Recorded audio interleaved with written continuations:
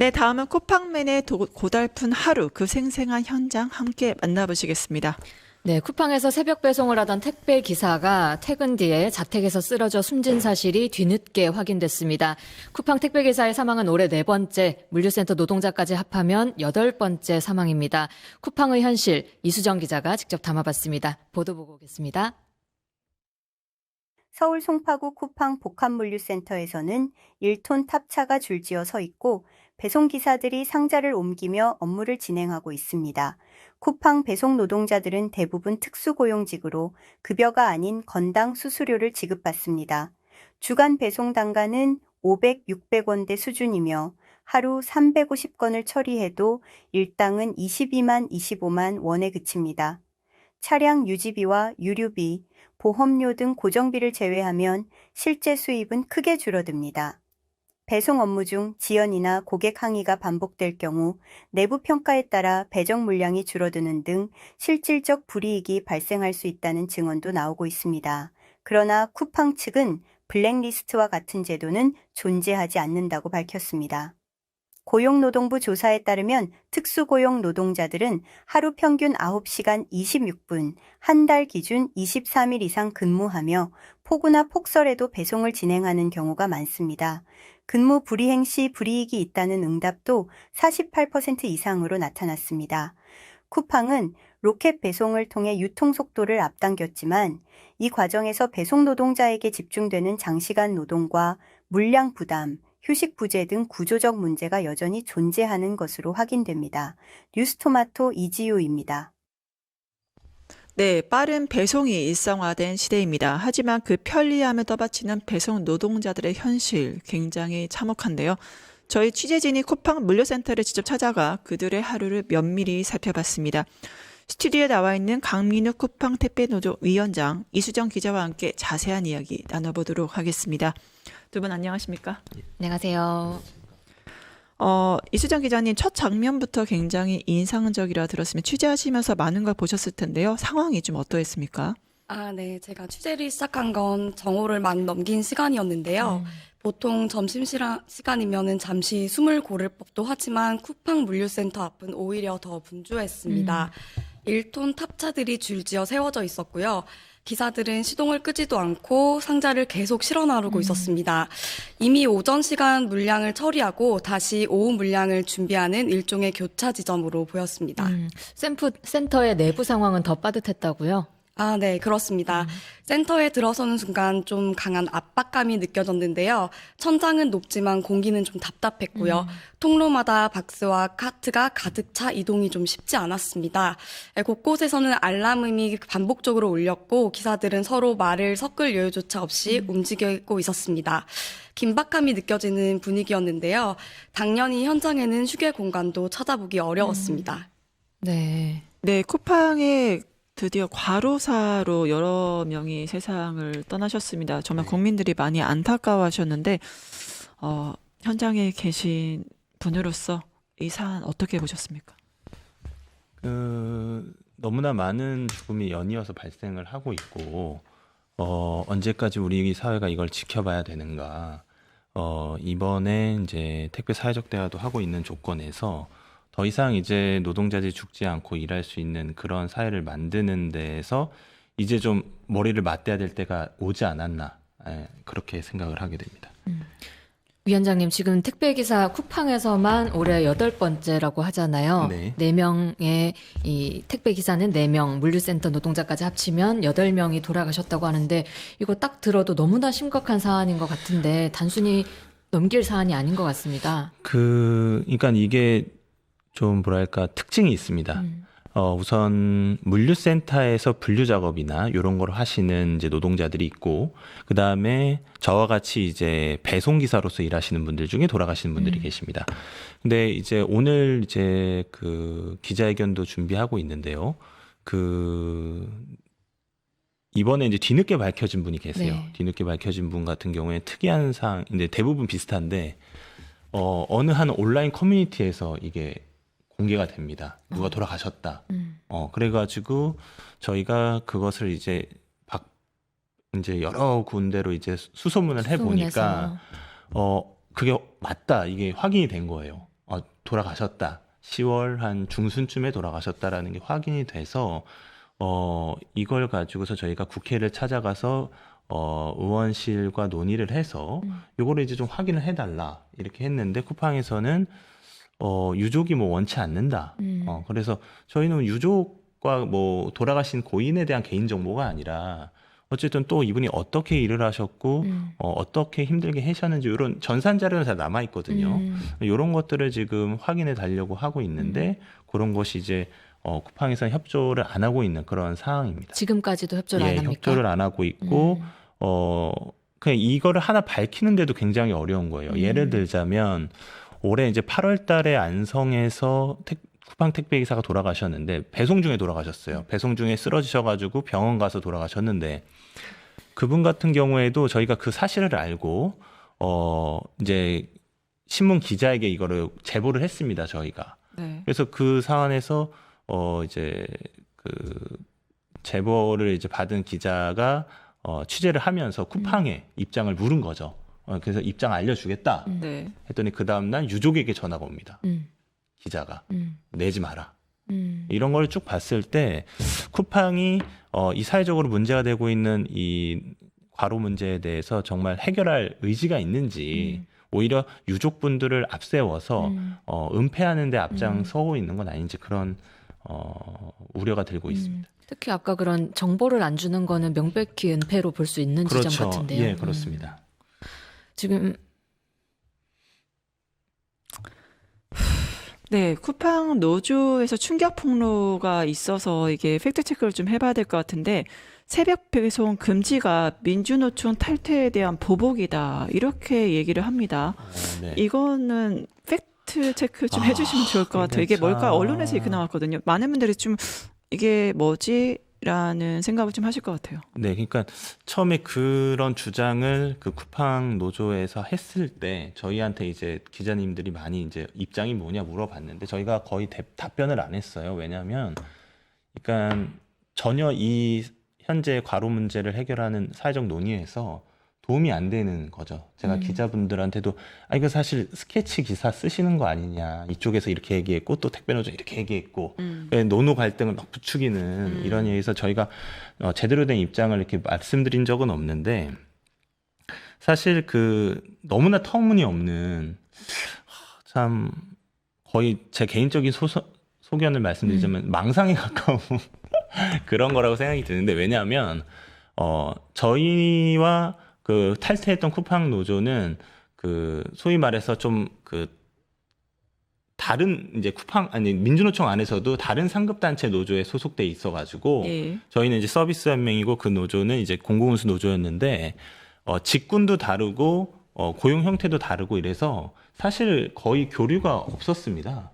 저희가 뭔가 그랬다는 얘기는 뭐 같이 힘을 모아서 싸우거나 연대를 하거나 이런 경험이 없었다는 거죠. 그리고 네. 탈퇴를 했다는 사실도 뒤늦게 알았습니다.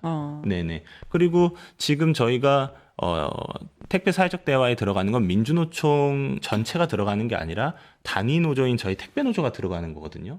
정말 당장에 사람들이 이렇게 쓰러져 가고 있는 조건에서 어떻게 이거를 고쳐 나갈 것인가에 대해서 정말 그 온 힘을 다하고 있는데 사실 쿠팡 노조의 탈퇴와 이런 것들에 대해서는 사실 전혀 저희 시야에 없는 문제. 예. 그러면 이분들이 말씀하시는 우리는 탈정치를 원한다. 네. 우리 생계를 지키겠다. 네. 이거는 이제 보복이다. 이렇게 말하는 거 좀 그러니까 동의하진 않으시는 겁니까? 그러니까 이게 진짜 왜 이렇게 말씀하시는지 저 너무 이해가 안 돼요. 그러니까 지금 또 하나는 지난 이제 11월 28일 날 사회적 대화 3차 전체 회의가 열렸습니다. 근데 이분들이 그때 오셨는데 저희는 어떤 이유로 왔는지 뭐 들어와서 공식 회의석상에서 뭐 자기의 의견을 밝히는 게 아니라 그 회의장 밖에서 뭐 누구랑 얘기를 하시더라고요. 네.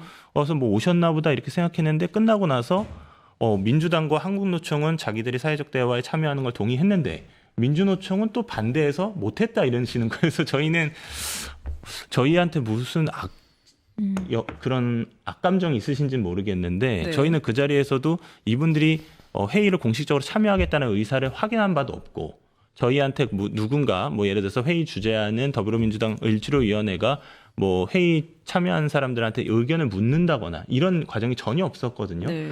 그래서 이전에 그런 탈퇴 때문에 보복이다. 이번에도 민주노총 때문에 사회적 대화 못 들어갔다. 이렇게 말씀하시는데 정말 그 어떤 말씀을 더 드려야 될지 네, 저희 할 일이 너무 바쁘다. 그런 말씀 드리고 이 싶습니다. 국민들 눈에 노노 갈등으로 보이는 것들이 그렇게 오해를 야기하지 않았으면 좋겠다 생각이 들긴 합니다. 예, 또 그렇습니다. 아시지만은 숨진 쿠팡 택배 기사 이제 과로에 대해서 산재를 인정해야 되는 게 아니냐 이게 2주 전에 얘기가 나왔는데 지금 어떻게 쿠팡 측에서 뭐 조치를 취하고 있나요? 지금 뭐 요번에 밝혀진 그 10월 중순에 돌아가신 분 말고 지금 이슈가 되고 있는 거는 11월 10일 새벽 배송 중에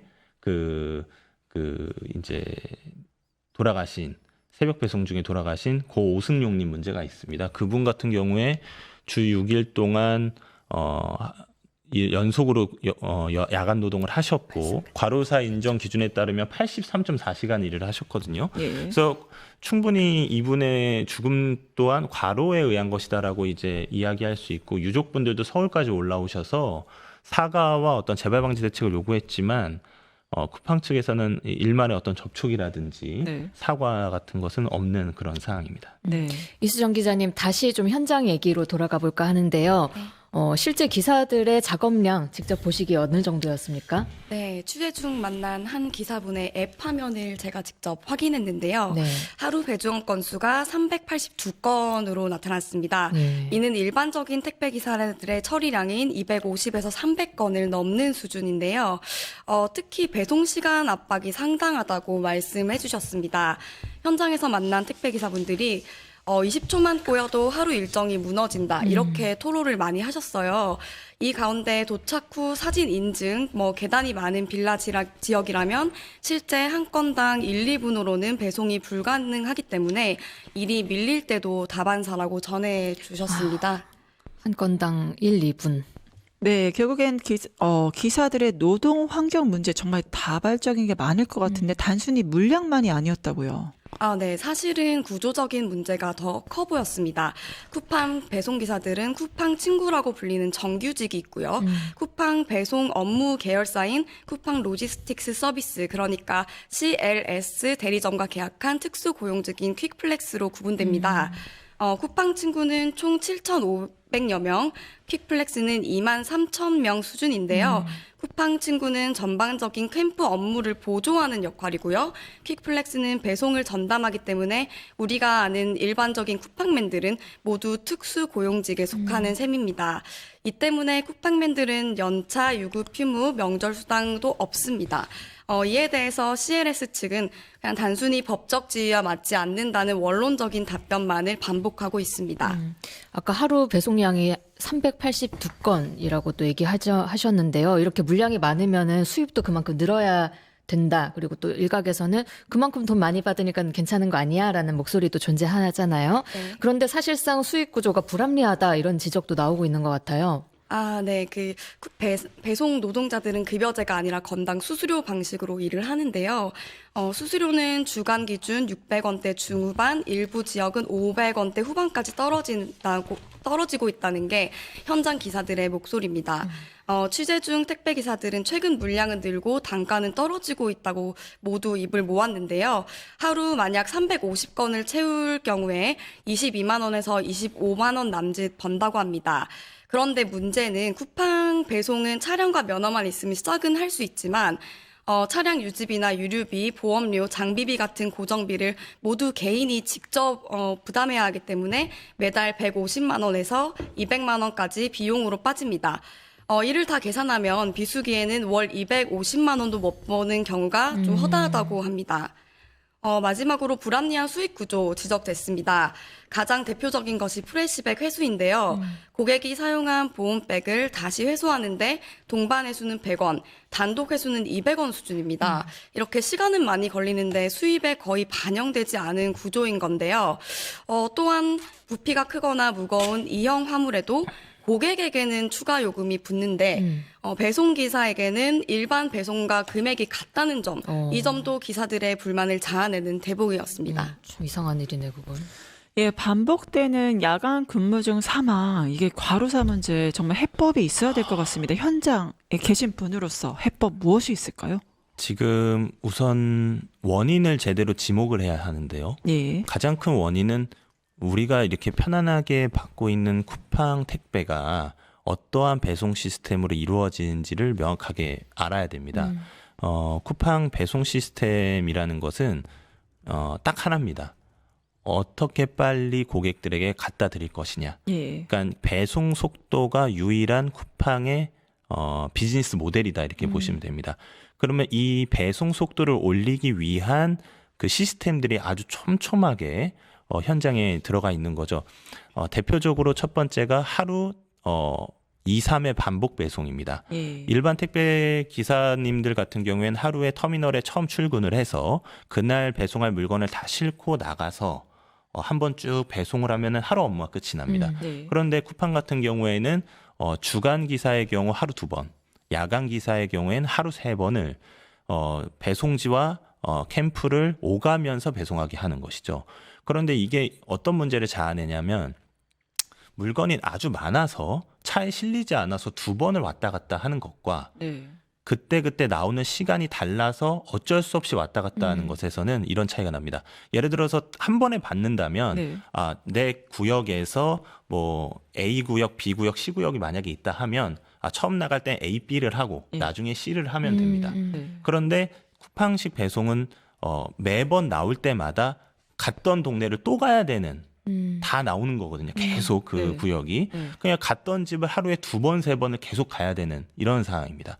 그런데 당연히 그렇게 되면 노동 시간과 강도가 올라갈 수밖에 없죠.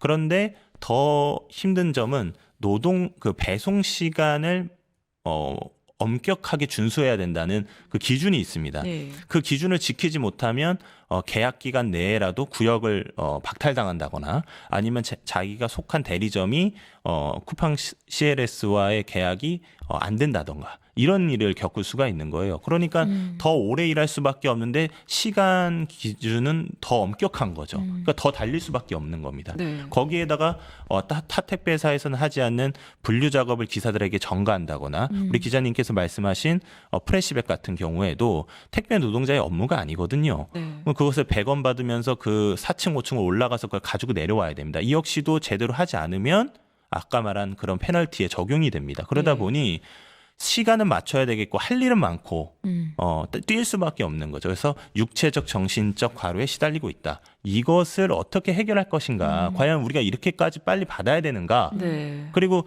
택배 노동자들은 특수고용 노동자라 시간 제약 규정이 없거든요. 네. 52시간이나 이런 거에 대해서. 그러니까 아주 그냥 마음 놓고 돌리는 겁니다. 쿠팡 입장에서는. 국민 여러분들께서 이렇게 쿠팡 배송이 이루어지는구나. 이거에 대해서 직접적으로 관심 가져주시는 것이 필요하지 않나 싶습니다. 지금 위원장님이 뭐 시간 문제, 물량 문제, 2, 3회 배송 문제 이런 얘기 해주셨는데요. 이런 사망 사건 이어지는 문제에 대한 해법을 또 회사 측은 좀 다르게 해석할 것 같습니다. 어떻게 보고 있나요, 회사는? 네, CLS 측은 이제 물량이 과도하게 많아 보이는 이유에 대해서는 개별 포장 방식 때문이라고 설명했습니다. 그러니까 실제로 한 집에 여러 상품을 묶어서 한 번에 배송하기 때문에 보여지는 건수가 많을 뿐 실제 노동 강도는 다른 택배와 뭐 다르지 않다, 뭐 이런 입장인데요. 단가 역시 비교적 낮은 600원대라는 지적에 대해서 평균 800원이라며 현장 노동자들의 주장이 사실과 다르다고 강조했습니다. 회사 분들이 직접 택배를 좀 띄워봐야지 문제가 해결될 것 같다는 생각도 좀 참 드네요. 할 말이 많지만 직접 그렇습니다. 해봐야지 느껴지시려나 싶습니다. 네, 우리나라 노동법은 특정 질병을 이유로 개인의 취업을 제한할 수 없게 해놨습니다. 하지만 아프다고 해도 아팠다고 해도 이 블랙리스트에 오른다. 이건 또 뭡니까? 그러니까 이거는 쿠팡 물류센터나 이런 데서 보면은 이미 한번 이슈가 된 적이 있는데요. 질병 문제라든지 아니면 현장에서 어떤 뭐 불미스러운 일이 있다거나 이런 이유로 블랙리스트가 있었고 또 하나는 정말 갑질이죠. 어떤 이유인지 모르겠지만 현장에서 그냥 어떤 부당한 일에 대해서 얘기를 했다고 해서 이제 그다음부터 취업이 안 되는 이런 일들이 되게 많았고 기자 여러분들도 뭐 블랙리스트에 오르기도 한 그런 사례로 알고 있습니다. 네, 기자님 현장에서 이 블랙리스트 관련 취재하셨잖아요. 관련 내용 소개 부탁드릴게요. 아, 네. 현장에서도 블랙리스트라는 단어를 들어볼 수 있었는데요. 기사분들이 가장 조심스러워한 단어이기도 합니다. 긴박한 업무로 지연 배송이 반복되면 내부에서 점수가 떨어지고 어느 순간 물량이 급격히 줄어든다는 겁니다. 택배 기사분들한테 물량이 줄어든다는 얘기는 수입이 줄어든다는 얘기니까 좀 불리한 것을 이제 준다는 얘기기도 하죠. 현장에서 만난 택배 기사 한 분은 이런 기록들이 다른 센터로 옮겨도 따라온다고 증언했습니다. 네. CLS 측은 블랙리스트는 존재할 수 없다며 공식적으로 부인은 했습니다만 출근이 제한된 사례 등 기사들 사이에서는 이미 공공연한 경험담처럼 공유되고 있었습니다. 네. 네, 기자님 종합해보면 지금 우리가 편하게 누리고 있는 쿠팡 배송의 시스템 속도는 결국 택배 노동자들이 다 떠받치고 있다 이렇게까지 얘기할 수 있을 것 같은데 어떻게 보세요? 네, 제가 현장에서 본 바로는 장시간 노동과 물량 기반의 수입 구조, 휴식의 부재, 대체 인력 부재, 그리고 평가 시스템의 불투명함 이 모든 요소 위에서 속도가 유지되고 있었습니다. 로켓 배송이 소비자의 일상이 된 만큼 이 이면에 있는 구조적 문제에 대한 논의도 더 이상 미룰 수 없다는 게 이번 취재를 관통한 핵심이었습니다. 네. 네, 김영은 고용노동부 장관 쿠팡 물류센터 야간 노동 부시 점검했잖아요. 이거 쇼입니까? 아니면 뭐가 의지입니까? 저는 분명히 의지라고는 생각을 합니다. 그런데 현재 그 야간 노동에 대해서 법적으로 규제할 수 있는 그 내용들이 워낙 부실하기 때문에 네. 제가 좀 주문을 드리고 싶은 거는 현재 준비되어 있는 법 제도에 묶일 필요는 없다라고 생각이 들고요. 저는 역학조사를 제대로 해야 된다라고 생각합니다. 예를 들자면 그 쿠팡 내에서 이루어지는 어떤 중대재해들에 대해서는 네. 그 증거들이나 내용들이 밝혀진 데서 사측의 협조가 그렇게 원만하게 이루어지진 않거든요. 예. 근데 다행인 사례가 하나 있는데 2020년에 쿠팡 70 물류센터에서 돌아가신 장덕준님 같은 경우에는 그 근로복지공단에 이제 유족께서 산재를 신청할 때 그 자료들이 CCTV가 삭제되기 전에 근로복지공단이 그것을 확보를 했고, 네. 그래서 돌아가시기 전에 장덕준님이 어떻게 일을 하셨는지가 드러났습니다. 그러면서 장덕준님이 하루에 막 몇만 부를 걸었고, 네. 특히 출고를 앞둔 시간에 막 이것저것 일을 하는 그런 모습들이 다 담겼거든요. 그래서 저는 이번에 장관님께서 현장에 가시게 된다면 지금 동탄에서 한 분 돌아가셨고 경기 광주에서 돌아가셨고 예. 또 안성에서 돌아가셨고 많은 분이 돌아가셨는데 이분들이 어떻게 일을 했는지에 대해서 꼭 법적으로 문제가 안 되더라도 그분들의 야간 노동 실태를 명확하게 알리고 굉장히 고된 노동을 하고 있다라는 것을 밝혀야 되지 않는가. 그것만으로도 국민들이 그것을 눈으로 보는 것만으로도 참으로 이게 과로에 시달릴 수밖에 없구나. 이런 결과를 낳을 수 있다고 생각하고요. 추가적으로는 우리나라가 이제 급성 과로에 대한 논의를 좀 해야 된다고 생각을 합니다. 그러니까 과로라고 하면은 장시간 노동에 근거해서 이게 이루어지는 거지만 이미 해외 사례 같은 경우에는 아주 그 야간이라든지 힘든 일이라든지 이런 거에 급격하게 노출됐을 경우에는 뇌심혈관계 질환을 일으킨다는 연구들이 많거든요. 네. 그래서 그러한 의학적 연구도 함께 되어야 된다고 생각합니다. 네, 결국에는 김 장관 해지면 쉬어야라고 했는데 즉시 특별 근로감독 나서야 이런 목소리도 확실히 있는 것 같습니다. 그런데 지금 쿠팡이 노동자들을 신경 쓰다기보다는 정부나 국회에 대응하는 대관 업무, 대관 조직 확장에만 좀 혈안인 게 아니냐, 그쪽만 신경 쓰는 게 아니냐라는 지적도 나오고 있습니다. 이 부분은 위원장님 어떻게 보세요? 정말 이게 화가 나는 일입니다. 예를 들자면 어제도 어디 유튜브에서 제가 봤는데 그 정청래 대표 의원실에서도 한번 가셨고 박주민 의원실에서도 갔고 또 올해 그 어디죠? 고용노동부 5, 6급 관료들도 뭐 수명이 갔고 또 뭐 노동계 한국노총에서도 뭐 본부장이 가고 이런 거를 봤을 때 정말 이런 그 정관예우라고 해야 되나요? 이런 권력을 가지고서 실질적으로 뭔가를 개선하기보다는 피해 나가려고 하는 거 이거에 대한 정말 이거부터 지금 저는 철퇴가 나타나야 되지 않을까 이런 내려야 되지 않겠나 그렇게 보고 있습니다. 네, 지금까지 쿠팡의 빠른 배송 노동자들을 정말 피땀 눈물을 흘려서 그분들의 희생하에 이루어진다는 거 자세한 현장 이야기 두 분 통해서 들었고요. 배송 노동자들의 기본적인 안전과 휴식이 보장되도록 해주면 쉬어야 이런 논란들이 계속 이어지도록 우리 사회적인 같이 담화나 토론이 이루어져야 될 것으로 보입니다. 지금까지 이수정 기자, 강민우 쿠팡 택배노조 위원장이셨습니다. 함께해 주신 두 분 감사합니다. 네, 고맙습니다. 고맙습니다. 유튜브 구독하고 실시간 채팅과 댓글을 남기시면 매일매일 7천 TTCO를 드립니다. 참여 방법은 통통물 어플을 다운로드하고 회원가입과 로그인을 해주세요. 마이페이지에서 나의 회원 고유 번호를 복사해주세요. 유튜브 구독 후 실시간 채팅이나 댓글창에 고유 번호를 한 번만 입력하면 준비 끝! 지금 유튜브 채팅과 댓글 쓰기 참여하고 실천 TTCO 받아가세요.